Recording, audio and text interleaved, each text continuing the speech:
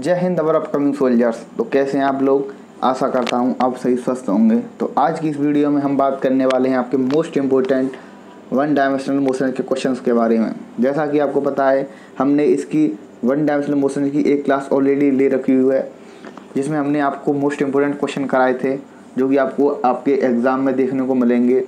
तो उसी सीरीज को कंटिन्यू करते हुए हम आपके लिए लेके आए हैं आज दूसरी वीडियो, जिसमें हम केवल आपको क्वेश्चन कराएंगे वही जो आपके एग्ज़ाम में आपको देखने को मिलेंगे। और हाँ, सबसे पहले अगर आप चैनल पर नए आए हैं तो सबसे पहले इस चैनल को सब्सक्राइब कीजिए, ताकि आपको आपके एग्ज़ाम के रिगार्डिंग जितनी भी इन्फॉर्मेशन है वो आपको मिलती रहे, चाहे वो एयरफोर्स के बारे में हो, नेवी के बारे में हो, एनडीए के बारे में हो, या फिर इंडियन कोस्ट गार्ड के बारे में हो। आपको जितनी भी जानकारी हैं वो इस चैनल के थ्रू मिल जाएंगी। अब जैसा कि आपने देखा होगा कि हमने आपके लिए फिजिक्स की जो इम्पोर्टेंट क्वेश्चन की सीरीज है उसको स्टार्ट किया है, जिसमें हमने आपके 3 चैप्टर्स को ऑलरेडी करा दिया है। जैसे उनमें चैप्टर का नाम है यूनिट एंड डायमेंशन आपका, एंड आपका वेक्टर को करा दिया है हमने। वेक्टर के बाद वन डायमेंशनल मोशन के 15 क्वेश्चन करा दिए हैं। 15 क्वेश्चन को कंटिन्यू करते हुए हम यहाँ से आपके 10 या 12 क्वेश्चन और करेंगे, जो कि आपके बेहद इम्पोर्टेंट होने वाले हैं।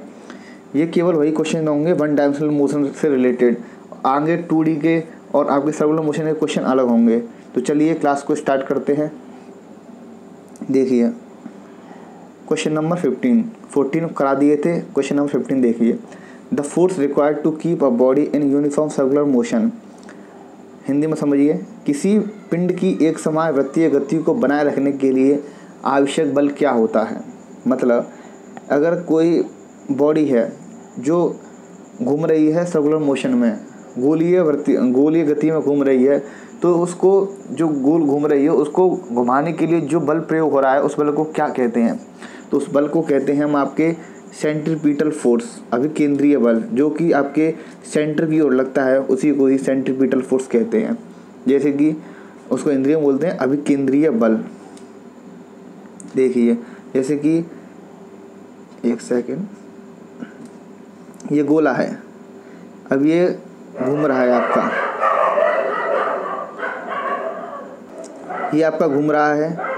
तो इसको जो घुमाने के लिए जो सेंटर पे एक बल कार्य कर रहा है, एक फोर्स कार्य कर रहा है, इस फोर्स के थ्रू जो ये घूम रहा है उसी को यहाँ पर सेंट्रीपिटल फोर्स कहा गया है। इसका फॉर्मूला होता है F = mv²/r। ठीक है, तो नेक्स्ट क्वेश्चन की ओर चलते हैं। हिंदी में इसे आपको पता है अभिकेंद्रीय बल कहते हैं। तो क्वेश्चन नंबर 16 की ओर चलते हैं।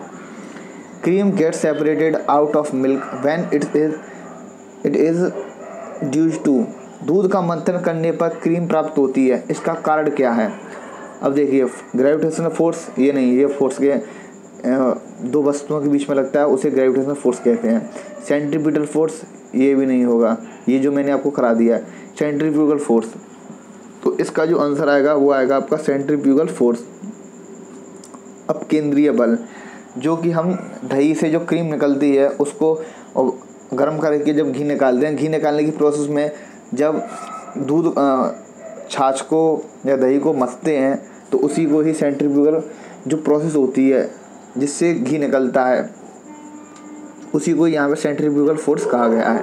तो क्वेश्चन नंबर 17 की ओर चलते हैं। देखिए question number 17। A particle of mass m is executing uniform circular motion on a path of radius r. If p is the magnitude of its linear momentum, the radial force acting on the particle is। मतलब m द्रव्यमान का कोई कण है जो r त्रिज्या के पथ पर एक समान वृत्तीय गति कर रहा है। यदि इसके रेखीय संवेग का परिणाम p हो तो कण पर त्रिज्यीय बल क्या होगा? अब इसमें देखिए आपका सेंट्रीपिटल फोर्स मतलब अभिकेंद्रीय बल के बारे में बात कर रहा है। देखिए अभिकेंद्रीय बल क्या होता है आपका, F = mv²/r। ठीक है, अब लीनियर मोमेंटम का फॉर्मूला क्या होता है, P = mv। अब इसमें देखिए आप P = mv, एक m कम पड़ रहा है, तो देखिए m × v। ठीक है, तो एक m का एक कम पड़ रहा है ना, तो एक m का गुणा ऊपर कीजिए 1 m का नीचे और r आपका बचाई। तो ये देखिए ये जोड़ा किसका बन गया, ये आपका क्या हो गया P into P upon M R. तो यहाँ पर आप क्या लिख सकते हैं P square upon M R. ये इसको उठाइए आप, ये गलत लिख गया। तो P square equal to M R, ये आपका आ गया लीनियर मोमेंटम के टर्म में। ठीक है, ये देखिए P square upon M R. ठीक है, तो चलते हैं नेक्स्ट क्वेश्चन की ओर। ये आपका सेंट्रीपिटल फोर्स मोमेंटम के टर्म में आ गया है। Question number 18, the centripetal acceleration is given by. Centripetal force का फॉर्मूला पूछा है आपका एक्सेलरेशन के बारे में। अब देखिए इसको कैसे निकालते हैं। सबसे पहले आपको इसमें सेंट्रीपिटल फोर्स का फॉर्मूला आना चाहिए, वो आपको पता है F=mv स्क्वायर अपॉन r होता है। अब इसमें आपको क्या करना पड़ेगा, इसमें एक आपको नॉर्मली F=ma फॉर्मूला लगाना पड़ेगा। उसके बाद जब हम दोनों को कंपेयर करेंगे तब ये एक्सेलरेशन के रूप में आपका आंसर आएगा। तो देखिए करते हैं इसे बेसिक से। और आप जो हमारा सहयोग कर रहे हैं, आपका सपोर्ट के लिए बहुत बहुत धन्यवाद। हमारे आज 100+ सब्सक्राइबर कंप्लीट हो चुके हैं। मात्र 15 डेज़ में ही हमारे 100+ सब्सक्राइबर कंप्लीट हो गए हैं। तो उसके लिए आपका बहुत सारा धन्यवाद। जैसा कि हमारे एक सर हैं, वो भी इंग्लिश में आपके लिए मेहनत कर रहे हैं, तो आप उनको भी सपोर्ट कीजिए। ठीक है, इसी प्यार को बनाए रखिए। इसी के लिए हम आपको कार्य करते रहेंगे, आगे चलते रहेंगे इसी के थ्रू। तो चलिए क्वेश्चन नंबर नेक्स्ट की ओर चलते हैं। एक सेकंड, आपका पिछले क्वेश्चन रह गया एक, the centripetal acceleration is given by. तो एक्सेलरेशन पूछा है। आप देखिए F= क्या होता है आपका mv स्क्वायर अपॉन r। ठीक है, F= क्या होता है आपका ma equals to mv square upon r। 1 m से 1 m गया। अब A= क्या आ गया आपका, A= यहाँ पर आएगा A=mv स्क्वायर अपॉन r। ये आपका एक्सेलरेशन आ गया सेंट्रीपिटल फोर्स के टर्म में। देखिए आपका हम इसमें देखते हैं ऑप्शन में क्या दे रखा है, A=mv square upon r, A=v square upon r। देखिए कहाँ पे है, A=v square upon option number A. अब केंद्रीय त्वरण का फॉर्मूला, होता है acceleration =v square upon r। v यहाँ पर वेलोसिटी है जिसे हम वेग बोलते हैं, और यहाँ पे r जो आपका सर्कुलर मोशन है उसकी रेडियस है। ठीक है, ये यहाँ पे v वेलोसिटी है। तो क्वेश्चन नंबर 19 की ओर चलते हैं हम। देखिए क्वेश्चन नंबर 19 क्या कह रहा है, a body moves with constant angular velocity of a circle magnitude of angular acceleration. तो इसमें आपका एक्सेलरेशन पूछ रहा है, मैग्नीट्यूड ऑफ एक्सेलरेशन। तो एक्सेलरेशन का फॉर्मूला क्या होता है आपका, A=d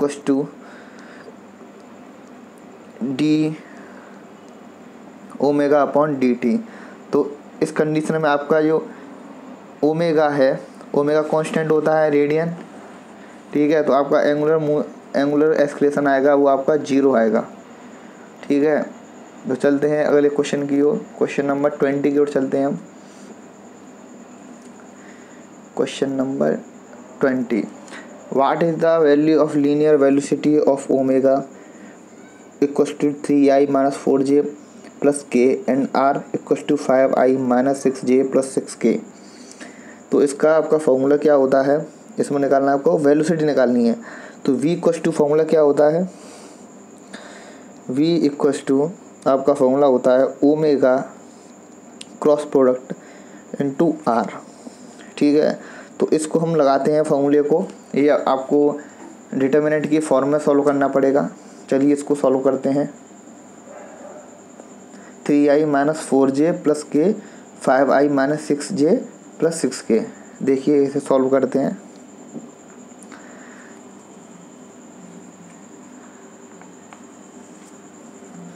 मैट्रिक्स बना लीजिए पहले यहाँ पे डिटर्मिनेंट फॉर्म में,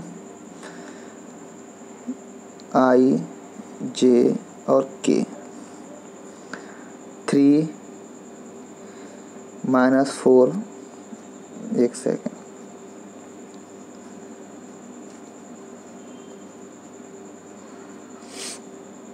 आई जे के 3 - 4 1 5 - 6 6। आई को आप ले लीजिए। अब देखिए इसको छोड़िए, -24 प्लस के 6, तो आपका यहाँ पे कितना आएगा -18। अब -18 से आप ऑप्शन सारे अलग अलग हैं तो आप ऐसे एलिमिनेट कर सकते हैं। -18 कहाँ पे आ रहा है, -18 वाला आपका ये आपको दिख रहा है, यही आपका आंसर हो गया।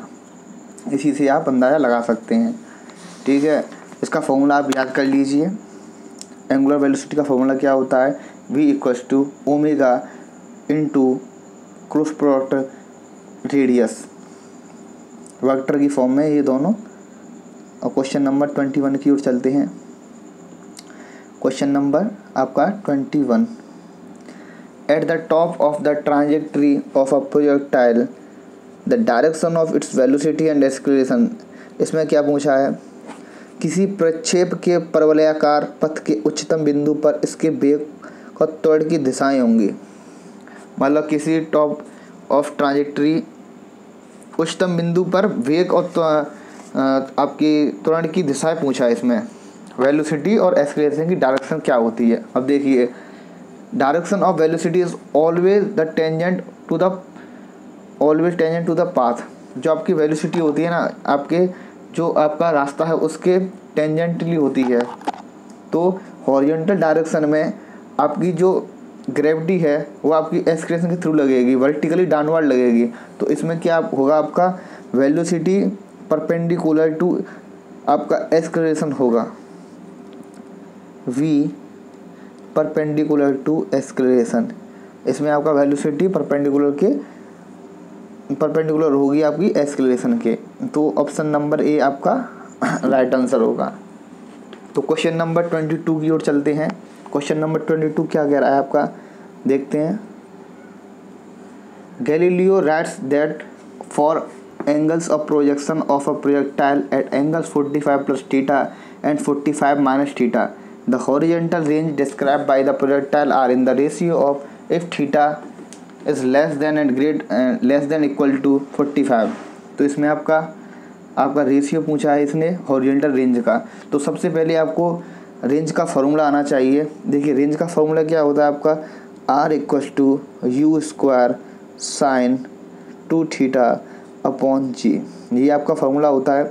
इसमें आपने क्या पूछा है, इसका रेशियो पूछा है। तो देखिए रेशियो को देखते हैं हम।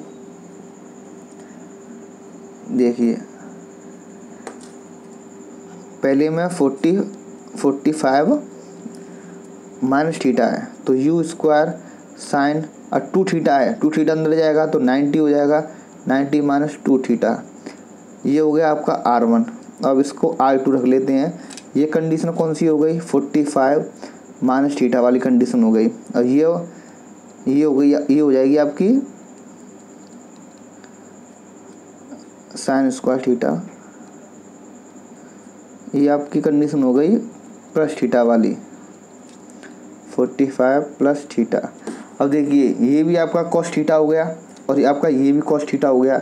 u से u कैंसिल हो गया। 90 + 2θ = cos 2θ, 90 - 2θ फिर भी ये cos θ हो गया। तो जो R1 R2 का जो रेशियो आएगा वो आपका 1:1 आएगा।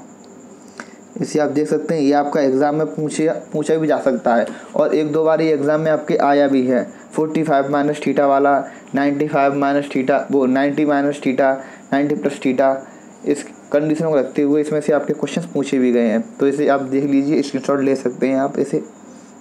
चलते हैं नेक्स्ट क्वेश्चन की ओर। Question number 23, for a projectile the ratio of maximum height reach to the square of flight time is. एक प्रक्षेप के लिए अधिकतम ऊंचाई एवं उड्डयन काल के वर्ग का अनुपात क्या होगा। अब देखिए इसमें क्या पूछा है, मैक्सिमम हाइट। अब देखिए सबसे पहले इसमें आपको क्या करना है, आपको मैक्सिमम हाइट का फॉर्मूला पता होना चाहिए। इसमें सबसे पहले मैक्सिमम हाइट का जो फार्मूला होता है u square upon sine square theta upon 2g होता है इसका फार्मूला। और आपका टाइम ऑफ फ्लाइट मतलब उड्डयन काल का फार्मूला होता है 2u sign theta upon g। तो देखिए इनको रख के देखते हैं हम, इनका रेशियो पूछा है और मैक्सिमम में पूछा है आपका। चलिए देखते हैं मैक्सिमम हाइट का फार्मूला आपका you square sine square theta upon 2g और आपका टाइम ऑफ फ्लाइट का दे रखा है आपका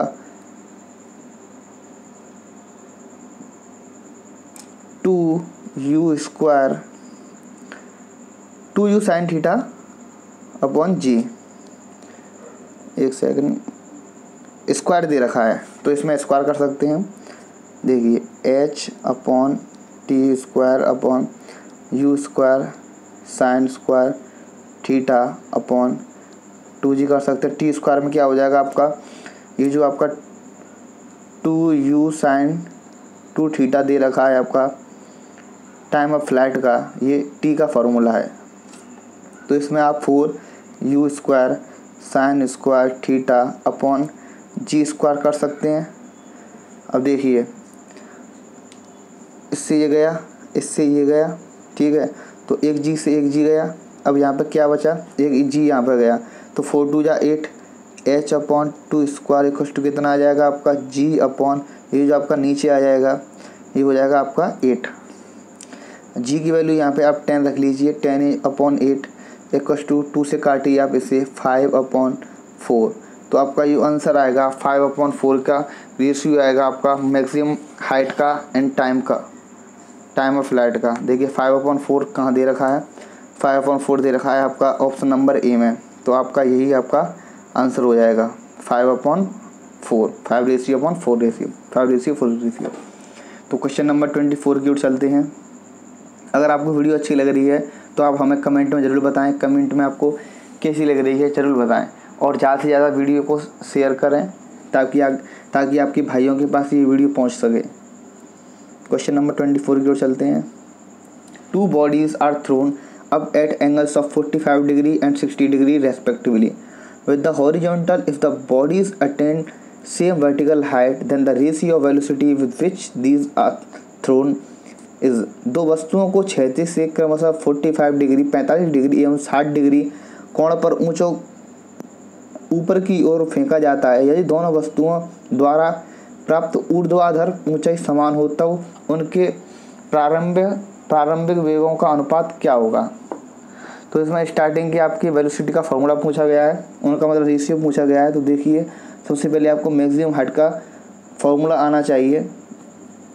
देखिए h इक्वस टू आपका होता है u square sine square theta upon 2g। तो एक दे रखा है आपका 30 और एक दे रखा है आपका एक दे रखा है आपका 60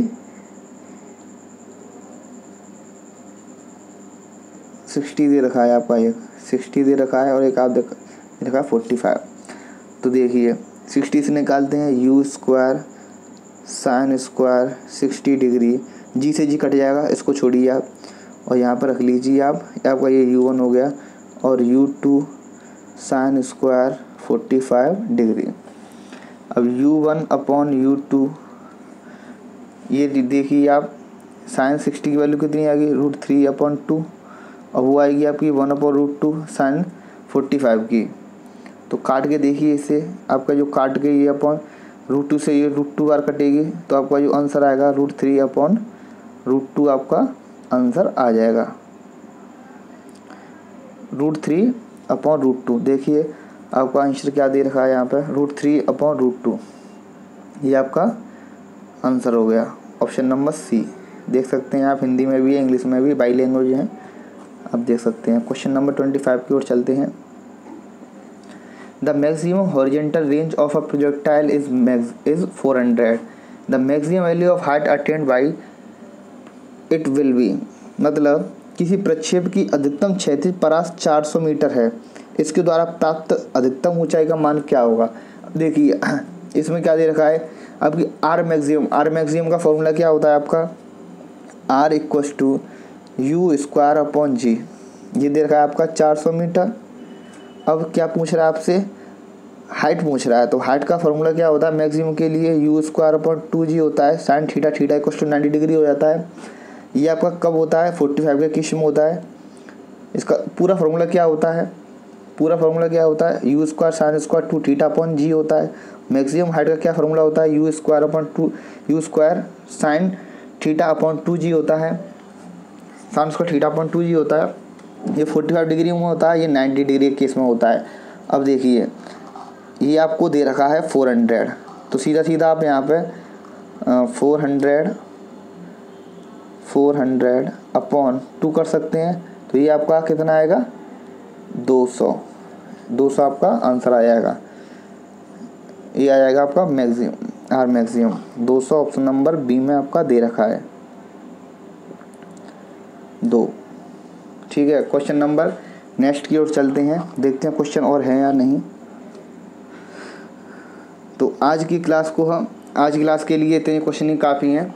आप इन क्वेश्चन को आप नोट कॉपी में नोट कर सकते हैं, और अगर आपको क्वेश्चन अच्छे लग रहे हैं तो हमें बताएं, हम इसी सीरीज को और कंटिन्यू कर देंगे। आपके 25 क्वेश्चन हो चुके हैं, हम इसे 50 तक ले जा सकते हैं, 100 क्वेश्चन भी करा सकते हैं, लेकिन आपका सिलेबस भी हमें कवर करना है। तो उसी को चलते हुए आपके लिए भी हमने केवल 25 क्वेश्चन की सीरीज को कंटिन्यू किया है। और सबसे पहले अगर आपको ये वीडियो अच्छी लग रही है तो आप इसे ज़्यादा से ज़्यादा शेयर कीजिए, कमेंट हमें बताइए कि आपको वीडियो कैसी लग रही है। और जैसा कि आपको पता है कि इसके साइड में हमने आपके लिए, हमारे जो सर हैं उन्होंने इंग्लिश के लिए भी आपके कोर्स को स्टार्ट कर दिया, सिलेबस को। उसमें आपको उन्होंने 1 वर्ड करा दिए हैं, 1 वर्ड की 2 क्लास हो चुकी हैं, आपके सिनोनिम्स भी करा दिए हैं, आपके इडियम भी करा दिए हैं, 3 उन्होंने स्टार्ट कर दिए हैं। इन तीनों की आपकी 2-2 क्लासें, टोटल 6 क्लासें हैं। Important question